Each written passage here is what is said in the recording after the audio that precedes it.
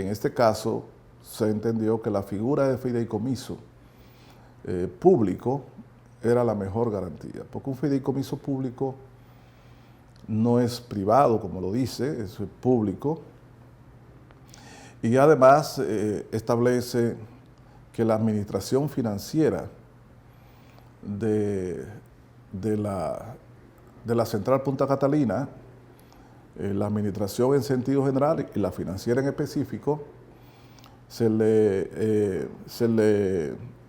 traspasa, se le reconoce a la fiduciaria, que es la fiduciaria más reserva, quien solo puede hacer uso de esos activos para los fines consignados en el contrato que constituye el fideicomiso.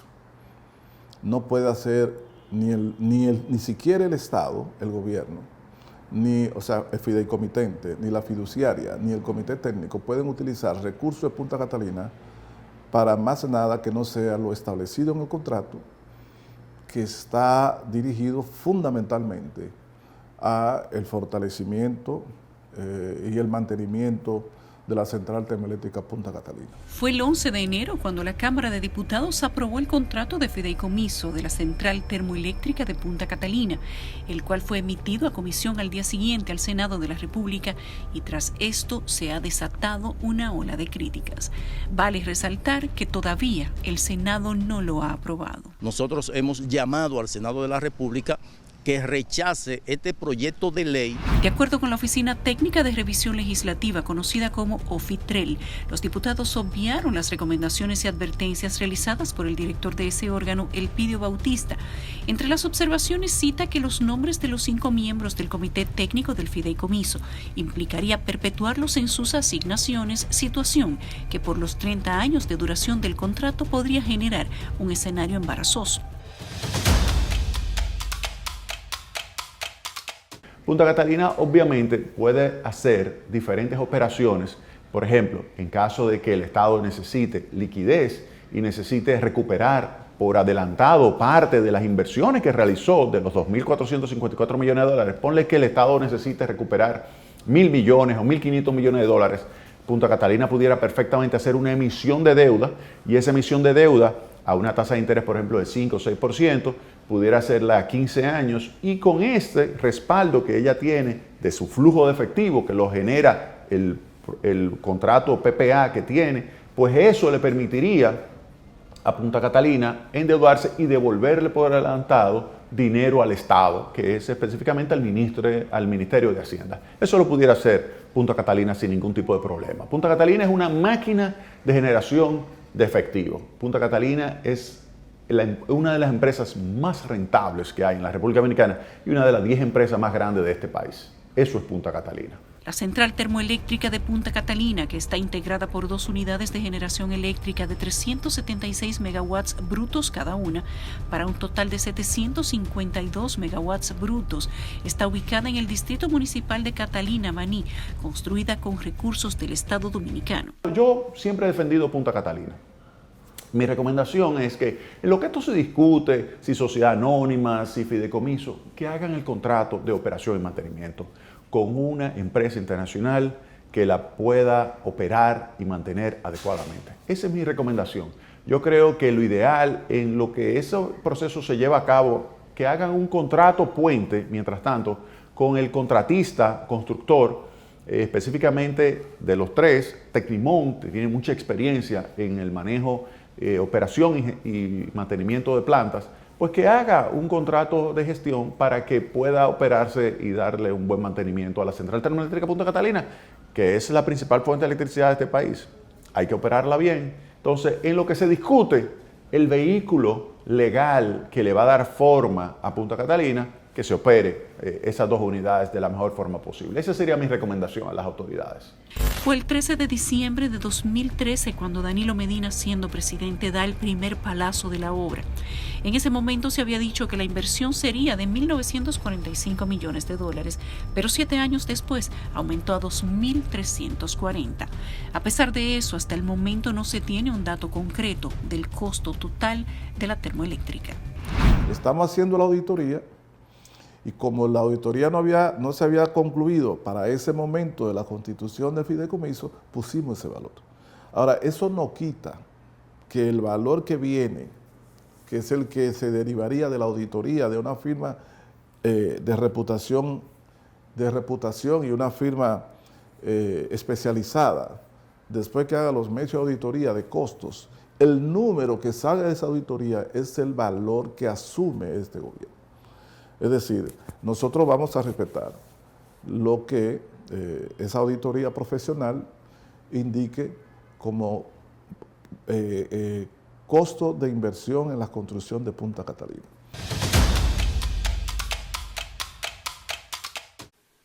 Al no existir reglamentación alguna respecto de tales prerrogativas, es perfectamente posible que dichos bienes puedan eventualmente pasar a manos del sector privado mediante mecanismos que no resultan transparentes. Específicamente, preocupantes resultan los artículos 7, 15 y 25 del contrato, en los que no se especifica la obligación de devolver los bienes entregados al fideicomiso, sino solo los bienes residuales, por lo que prevé la posibilidad de la disolución del bien y no está garantizada la preservación de Punta Catalina. La cláusula 7.15 establece que transcurrido el plazo de duración del fideicomiso y cumplido su objeto, será extinguido y se deben restituir sus bienes residuales o que aún formen parte del patrimonio fideicomitido, conforme lo establecido en el contrato, para lo cual deberá respetar la liquidación de cualquier compromiso fiscal que se derive de la extinción del fideicomiso, así como los derechos y obligaciones convenidos frente a los terceros por la fiduciaria, en especial los derechos de tenedores o beneficiarios de garantías otorgadas por esta entidad. Siempre tú tienes, al final de cualquier tipo de operación económica, tú tienes un valor residual o un valor terminal. Siempre existe eso. Eso es un concepto económico financiero. Siempre tú vas a tener. Ahora, en el caso, por ejemplo, de Itabo se construyó en los 80, inicio de los 80, y ya tiene prácticamente 40 años y sigue operando adecuadamente. Si tú haces el análisis, la empresa se construyó para tener 30 años, pero como se han hecho reinversiones, ¿cuál es el valor residual? El valor residual ahora mismo de esa planta son quizás $100 y pico de millones de dólares, es decir, que sigue siendo muy atractivo la planta. ¿Te das cuenta? Sigue operando, sigue ofertando electricidad de una forma muy competitiva. Punta Catalina, dentro de 30 años, que es cuando se hable de ese valor residual, el valor residual de Punta Catalina va a ser importante en ese momento todavía. Nosotros en 30 años todavía vamos a tener a Punta Catalina supliendo electricidad, tú no te imaginas cómo. Todos los fideicomisos están compuestos por tres partes: una persona física o jurídica que transfiere derechos de propiedad, una persona jurídica autorizada por la ley a recibirlos y administrarlos para cumplir las instrucciones dadas, y una persona física o jurídica beneficiaria de la administración de los bienes. En el artículo 3 del decreto 538-21 se indica de forma clara e inequívoca que las tres partes constitutivas del Fideicomiso Público Central Termoeléctrica Punta Catalina son instituciones del Estado Dominicano. La CDEE, que a través de su órgano de gobierno, la Comisión de Liquidación, transfiere todos los bienes y derechos. La fiduciaria Reservas S.A. recibe en calidad de administradora los bienes y derechos, y el Ministerio de Hacienda, que será el beneficiario en favor de quien serán administrados los bienes y derechos cedidos al fideicomiso. La opción de que la termoeléctrica Punta Catalina pueda ser privatizada ha generado un gran debate a nivel nacional. Algunos expertos señalan artículos que pudieran permitir que se diera esta situación. Entre ellos está la figura del fideicomitente adherente, quien de acuerdo con el contrato es la persona física o jurídica que no ha intervenido originalmente como fideicomitente en la suscripción del contrato de fideicomiso, sino que se adhiere posteriormente durante la vigencia del contrato. El otro punto que hay que señalar es que hay un elemento que se llama el fideicomitente adherente, que se ha interpretado como la posibilidad de que pueda entrar el sector privado y que entonces se pueda privatizar la empresa. Como el pueblo dominicano quiere esa empresa, reconoce la importancia de la central termoeléctrica Punta Catalina que suple el 30% de electricidad a precios muy competitivos y que es una empresa que genera beneficios por 250 millones de dólares al año para el Estado dominicano, que es decir, el pueblo dominicano, entonces el pueblo no quiere que se privatice. En consecuencia, la gente interpreta ese fideicomitente adherente, que es un fideicomitente adherente, es como un socio futuro que pudiera tener Punta Catalina, que pudiera ser el sector privado. La gente no quiere eso. Como la gente no quiere eso, yo les recomendaría, si quieren seguir por el lado del fideicomiso, es sustituir el fideicomitente adherente y decir fideicomitente adherente público. Es decir, que sea una persona moral pública o una entidad pública en términos generales. Es una figura que tiende a ser estándar en muchos fideicomisos y que la fiduciaria quiere utilizar. Pero esa figura tiene que ver no con privatización de Punta Catalina.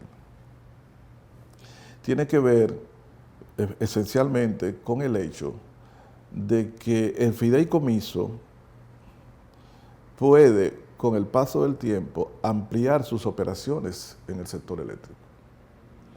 Fíjate que Jaina y Ejeitabo, cuando se capitalizaron en 1999, comenzaron como una alianza entre el Estado e inversionista privado alrededor de las 3, 4, 5 plantas eléctricas que tenía cada una. Pero con el paso del tiempo, del 99 hasta la fecha, Jaina es un monstruo.